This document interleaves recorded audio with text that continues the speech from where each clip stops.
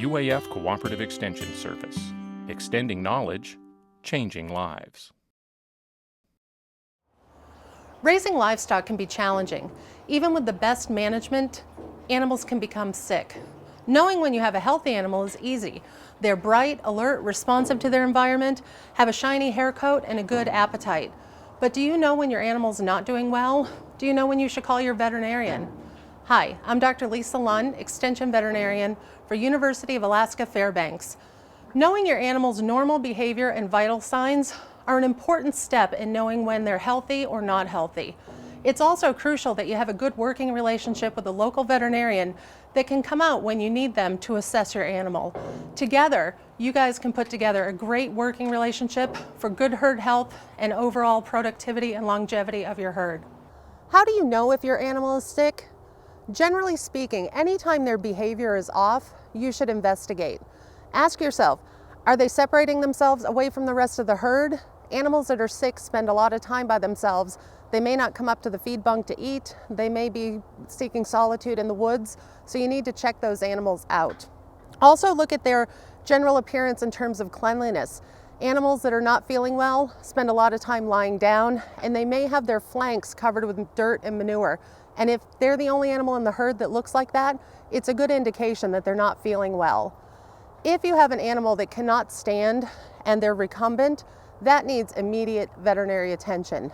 Similarly, if you're seeing any neurologic signs, if the animal's laying on its side and paddling its legs, if it's having a seizure, or if it appears blind, you should contact your veterinarian for advice. Also, if you have an animal that can stand, but it's non-weight bearing on one limb, that requires immediate attention because there's a serious lameness issue going on. Eating and drinking is an important part of overall animal health. But sometimes when you have animals out on pasture, you may not know if they've been eating. Luckily for us, ruminants have designed an easy way for us to tell. If you go to the left side of the animal, there's a little triangular area called the paralumbar fossa, and we've outlined this with some tape.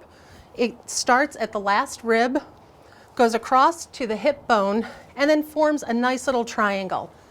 The rumen, or the big large fermentation vat compartment of the stomach, lies directly below this paralumbar fossa. If the animal has been eating, there'll be food in the rumen, and this paralumbar fossa will be distended to about the level of the last rib. If the animal has not been eating, this area will become sunken, and there will be a very visible triangular indent in the side of the animal. Now again, this is on the left side because that's where the rumen is on the body. If you notice that your animal has this triangular indent pushed greatly out and they're having trouble breathing, that indicates that we've got a condition called rumen bloat, where there's too much gas accumulating in that rumen. That's a medical emergency and you need to call your veterinarian right away. So when in doubt, if you're not sure if your animal's been eating, look at the triangular area of the paralumbar fossa and that will tell you. Animals that are not drinking enough soon become dehydrated.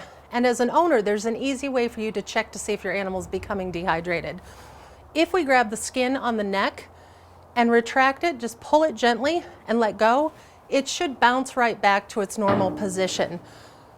If the skin stays tented after you pull it, that indicates that the animal's dehydrated. You can also do this over the eye and grab the skin over the eye and it should bounce right back.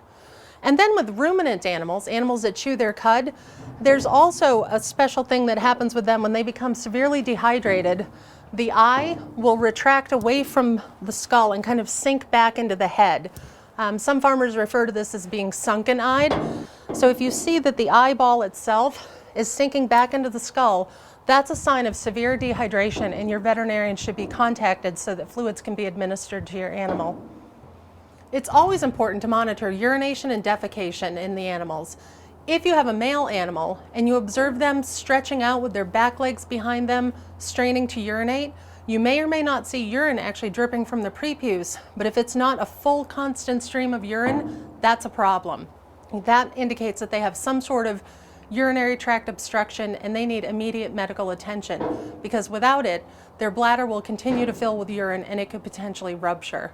In terms of defecation, it depends on what kind of ruminant you have. For sheep and goats, they have pelleted feces and it should remain a normal pellet. If the pellet becomes loose, clumped, or a watery diarrhea, that's a big problem.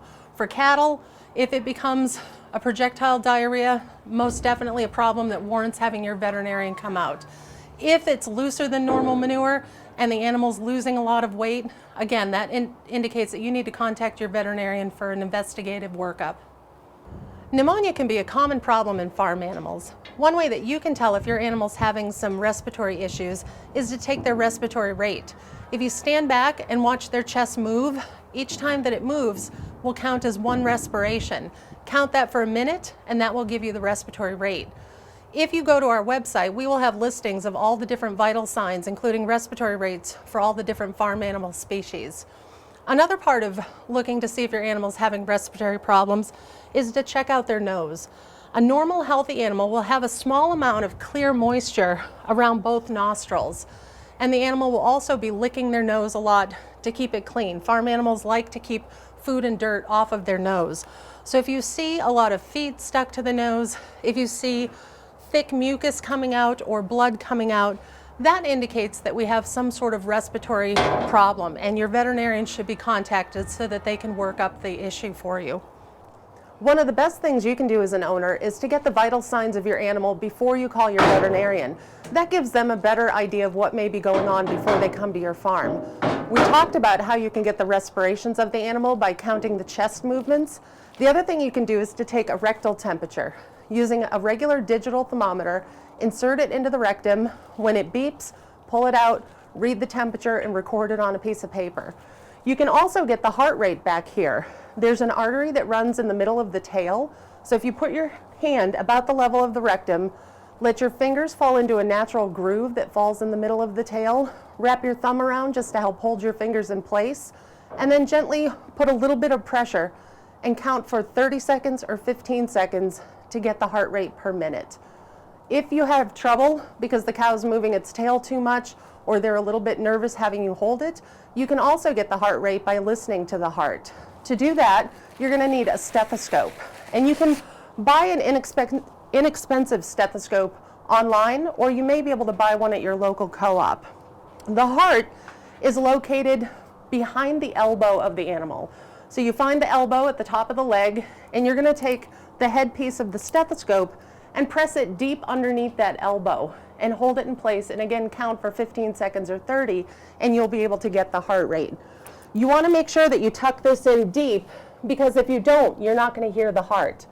So once you get it in there and you hear the rhythmic beating of the heart, again counting for 15 or 30 seconds, get the heart rate, record it, and then you'll have some good information to give your veterinarian.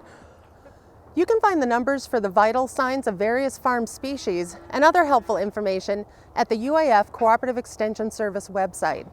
Remember, working together, you and your veterinarian can put together a good herd health program for the longevity and production of your herd. For more information, contact your local Cooperative Extension Service office.